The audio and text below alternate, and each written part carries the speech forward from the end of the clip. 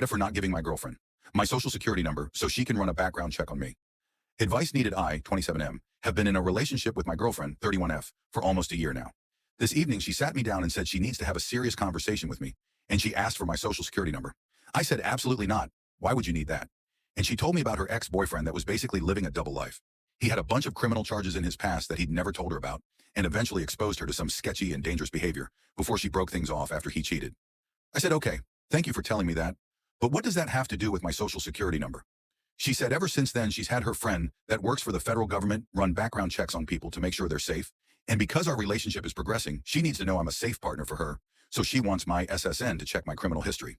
Now for the record, I don't even have a parking ticket. I'm a nerd and a gym rat.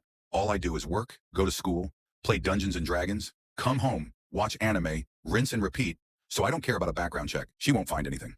But I'm not giving out my SSN. I don't feel comfortable enough providing that to her friend.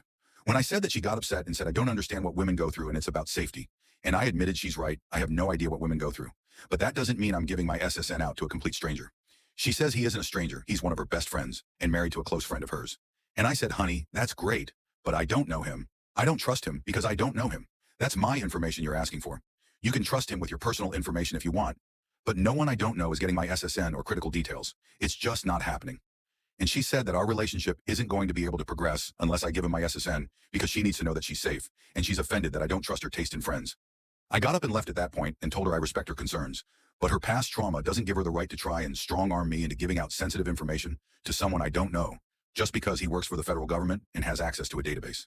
I used to work for the federal government, so I can say, from experience, everyone working there isn't some wonderful person. I'm not assuming he's a monster or anything, but just working for the feds doesn't prove anything to me. She called me insensitive and hasn't spoken to me since. Personally, I feel like she was gaslighting me into giving her what she wants, but I'm not sure.